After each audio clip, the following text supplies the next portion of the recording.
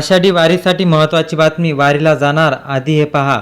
आषाढी वारी 2026चे संपूर्ण वेळापत्रक आणि 5 महत्त्वाचे नियम जाणून घेणे महत्त्वाचे आहे. आषाढी वारी 2026चे वेळापत्रक अखेर जाहीर झाले आहे. 8 जुलै रोजी माऊलीची वारी आळंदीतून निघणार असून ती आषाढी एकादशीच्या आधी पंढरपुराला पोहोचणार आहे. पण वारकरी बंधू भगिनींनो, यावर्षी वारीच्या वेळापत्रकामध्ये मोठे बदल झाले असून मुक्कामाची ठिकाणे देखील बदललेली आहे. यासोबतच प्रशासनाकडून आणि पंढरपूर देवस्थानकडून 5 असे नियम लागू करण्यात आलेले आहेत की ज्या 5 नियमात आता वारीमध्ये प्रवेश मिळणार आहे. जर तुम्ही हे 5 नियम पाळले नाही तर तुम्हाला पंढरपुरात पाय देखील ठेवता येणार नाही आणि आषाढी एकादशीला लाडक्या विठुरायाचे मुखदर्शन घेता येणार नाही, अशी स्पष्ट आणि तातडीची सूचना सरकारच्या वतीने सर्व वारकरी मंडळींना देण्यात येत आहे. यापूर्वी कोणतेही वारकरी कुठूनही कोणत्याही वेळेला वारीत यायचे आणि पालखीसोबत चालू लागायचे, पण आता तसे चालणार नाही. आता या नियमाच्या चौकटीत राहूनच महिला असो पुरुष असो सर्वांना वारीत प्रवेश मिळणार आहे. मग काय आहे नवीन नियम? वेळापत्रकात कुठे आणि कसे बदल झाले आहे? माऊलीचा पहिला, दुसरा, तिसरा मुक्काम कुठे होणार आहे? रिंगण सोहळे कुठे रंगणार आहे? सर्वात महत्त्वाचे म्हणजे कोणत्या लोकांना वारीत थेट प्रवेशबंदी असेल? हे सर्व आपण या विशेष माहितीपटात सविस्तर पाहणार आहोत. सगळ्यात आधी आपण संपूर्ण वेळापत्रक समजून घेऊया, मग हे नियमांची उलगडा करूया. यावर्षी संत श्रेष्ठ ज्ञानेश्वर महाराज पालखी सोहळा अतिशय वैशिष्ट्यपूर्ण असणार आहे. यंदा प्रार्थनाची वेळ दुपारी 3 वाजताची ठेवण्यात आली आहे. संपूर्ण वारीच्या प्रवेशात एकूण 17 दिवस मुक्काम, 4 गोल रिंगण आणि 3 उभे रिंगण होणार आहे. चला तर मग माऊलीच्या पालखीच्या दिननिहाय मुक्काम आणि प्रवासाचा मार्ग टप्प्याटप्प्याने समजून घेऊया. आणि त्यानंतर सगळ्यात महत्त्वाची माहिती की मग वारीचे ते 5 नियम कोणते, कोणत्या लोकांना वारीमध्ये प्रवेश मिळणार नाही आणि सगळं सविस्तर आपण जाणून घेणार आहोत. यंदाचा वेळापत्रक बदल पाहून 7 जुलै रोजीच्या वारीच्या पूर्ण तारीखासह मुख्य हालचाली सुरू होतील. ज्येष्ठमी म्हणजेच की 8 जुलै रोजी आळंदी येथून माऊलीच्या पालखीचे पंढरपूर अधिकृत प्रस्थान होईल. आळंदीतील प्रस्थान सोहळा आटपून पालखी पहिल्या मुक्कामासाठी मार्गस्थ होईल. त्यानंतर पालखीचे आगमन पुण्यात होईल आणि पुण्याच्या आदरातिथ्यानं आणि 10 जुलै रोजी पुण्यात माऊलीचा भव्य मुक्काम असे लाखो शहरी भाविक माऊलीच्या दर्शनाला लाभ घेतील. पुण्याचा हा मुक्काम संपून पालखी सासवड कुठे कूच करेल आणि 11-12 जुलै रोजी सलग तिसऱ्या दिवशी सासवडमध्ये माऊलीचा मुक्काम असेल. सासवड मुक्काम हा वारेकऱ्यासाठी विसाव्याचा मोठा टप्पा मानला जातो. सासवडून निघून जेजुरी गडाच्या छायेत म्हणजेच की खंडोबाच्या नगरीत 13 जुलै रोजी जेजुरी तेथील पालखीचा मुक्काम होईल. तिथे येळकोट, जय मल्हार आणि ज्ञानोबा तुकाराम असा अभूतपूर्व संगम पाहायला मिळेल. जेजुरीवरून पुढे निघालं तर पालखी 14 जुलै रोजी वाल्हे येथे मुक्कामात पोहोचेल आणि वाल्हे येथील मुक्काम आटोपला तर पालखी नीरा नदीच्या दिशेस मार्गस्थ होईल. वेळापत्रक जसे पुढे सरकते आहे तशी वारी पंढरीच्या जवळ पोहोचते आणि तेथे पुढे सांगण्यात आलेले आहे की 5 नियम जर तुम्ही नीट समजून घेतले नाही तर तुम्हाला एवढ्या लांबचा प्रवास काहीच फायद्याचा होणार नाही. असे कोणते 5 नियम आहेत जे पाळल्यास तुम्हाला थेट वारीतून बाहेर काढण्यात येणार, विठ्ठलाचे दर्शन मिळणे कठीण होईल? हे जाणून घेण्यासाठी आजचे पुढचे मुक्काम रिंगण सोहळे पुढे पाहूत.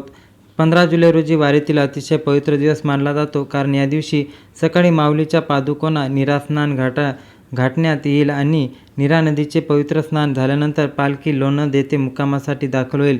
दुसऱ्या दिवशी म्हणजे 16 जुलै रोजी लोणंद येथे पुढे दुपारच्या वेळी पालखी चांदोबाच्या लिंब येथे पोहोचेल. तिथे वारी सोहळ्याची पहिली उभी रिंग पार पडणार आहे. हा नेत्रदीपक सोहळा पाहून पालखी तोरगाव येथे रात्रीच्या मुक्कामासाठी विसावे. त्यानंतर 17 जुलै रोजी पलटण या ऐतिहासिक नगरीत, 18 जुलै रोजी बरड येथे पालखीचा भव्य मुक्काम असणार आहे. 19 जुलै रोजी पालखी सोहळा नातेपुती येथे दाखल होईल आणि नातेपुतीतील मुक्काम राहील आणि 20 जुलै रोजी दिवस रिंगण प्रेमीसाठी खास असेल, कारण हा दिवस पुरंदरवडे येथे वारीतील पहिले गोल रिंगण पार पडेल.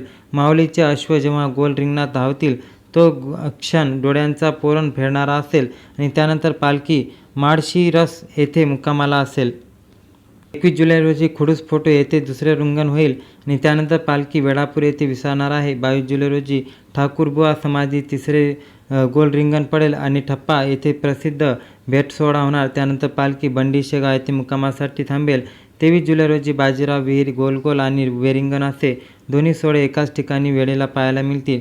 त्यानंतर पालखी वासरी येथील विसावेल. 24 जुलै रोजी म्हणजे आषाढी दशमीला दुपारी वारीचं उभे रिंगण होऊन सर्व संतांच्या पालख्या पंढरपूरमध्ये मुक्कामी पोहोचतील आणि अखेर 25 जुलै रोजी आषाढी एकादशीचा महासोहळा संपूर्ण पंढरपुरात साजरा होणार आहे. कारण सर्वांसाठी हे महत्त्वाची बाब ठरणार आहे आणि यांच्यासाठी महत्त्वाचं आहे.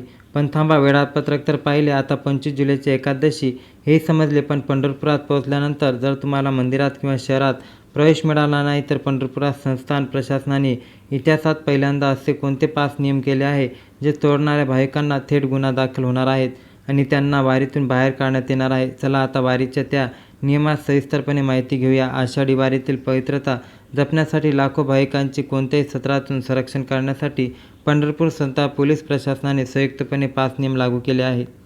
गर्दीच्या आणि भाविकांच्या श्रद्धेचा गौप्यस्फोट म्हणजे गैरफायदा घेणाऱ्या लोकांसाठी यंदाची वारी अत्यंत धोकादायक ठरणार आहे. पहिला नियम म्हणजे गुन्हेगारी पार्श्वभूमी आणि चोरीच्या उद्देशाने येणाऱ्या थेट बंदी घालण्यात आलेली आहे. वारीमध्ये लाखो गोरगरीब वारकरी, लहान मुले, वृद्ध, ऊन हे वारा पावसाची तमानं बाळगता चालत असतात. पण याच गर्दीत काही महिला आणि पुरुष असे असतात जे चोरीच्या उद्देशाने सामील होतात. महिलांचे मंगळसूत्र, पुरुषाच्या गळ्यातील सोन्याचे चैन आणि मोबाईल चोरीच्या टोळ्या वारीत सक्रिय असतात. प्रशासनाचा नियम असा आहे की अशा संशयास्पद किंवा गुन्हेगारी उद्देश असणाऱ्या महिला पुरुषांना वारीमध्ये थेट प्रवेशबंदी आहे. पोलीस प्रशासन ड्रोन आणि CCTVच्या माध्यमातून प्रत्येक चेहऱ्यावर नजर ठेवून आणि वारीतील कोणीही चोरी करत असताना संशयास्पद रीतीने वावरताना आढळले तर त्यांच्यावर कठोर कारवाई करण्यात येईल. दुसरा नियम म्हणजे अन्नाचा अपव्यय आणि कचरा करणाऱ्या कारवाई केली जाणे. आषाढी वारीमध्ये दात्यांच्या कमतरता असेल. अन्न आणि पूर्ण ब्रह्म मानून हजारो संस्था वाऱ्याकऱ्यांना अन्नदान करतात, पण हवे नवेसे घवशे लोक माजमस्ती करायला आणि मोफत खायला वारीत येतात. अनेक जण गरजेपेक्षा जास्त अन्न ताटात वाढून आणि त्यानंतर खाताना रस्त्यावर फेकून देतात. त्यामुळे अन्नाची मोठी नासाडी होते आणि कचरा साचतो. प्रशासनाचा हा नियम आहे की लवकरात लवकर या गोष्टी करायला पाहिजे. जास्ती माजमस्ती केलेल्याला मोठी शिक्षा होऊ शकते. त्यानंतर लक्षात घ्या, जवळपास पाळल्यानंतर प्रवेश करायला नाकारला जाऊ शकतो. तिसऱ्या नियमानुसार वारीतील अफाट गर्दीचे लहान मुले, वृद्ध हरवण्यासाठी दाट शक्यता असल्यामुळे मुलाजवळ ओळखपत्र किंवा चिठ्ठी अनिवार्य करण्यात आलेली आहे. पालकांच्या मुलाखत खिशात किंवा बॅगेत पूर्ण नाव, पत्ता आणि दोन्ही तिन्ही मोबाईल नंबर स्पष्ट लिहिलेले असलेली चिठ्ठी ठेवणे सक्तीचे असून वृद्धांची काळजी न घेणाऱ्या बेजबाबदार लोकांच्या गर्दीच्या ठिकाणी जाण्यापासून रोखले जाईल. चौथ्या नियमात यंदा जोरदार पावसाचा अंदाज असल्यामुळे प्रत्येक वारीकडे छत्री, रेनकोट, ताडपत्री असणे गरजेचे आहे. तसेच BP, शुगर, कोलेस्ट्रॉल असलेल्या आजार असलेल्या भाविकांना पुरेशी औषधी गोळ्या सोबत ठेवणे बंधनकारक असून स्वतः जीव धोक्यात घालणाऱ्या मुख्य ठिकाणी प्रवेश मिळणार नाही. ही होती 5 नियमे आणि त्यानंतर वारकऱ्यासाठी मोठी बातमी होती. विठुरायाचे वारकरी कोण कोण आहे आणि कोण कोण विठुरायाच्या यात्रेत जाणार आहे, कमेंटमध्ये नक्की कळवा आणि आपल्या वारकरीचा लाभ हो आणि यात्रा सुखद हो आणि त्यांची वारी सुखद हो अशी आपण इच्छा करू. जय हिंद, जय महाराष्ट्र. धन्यवाद.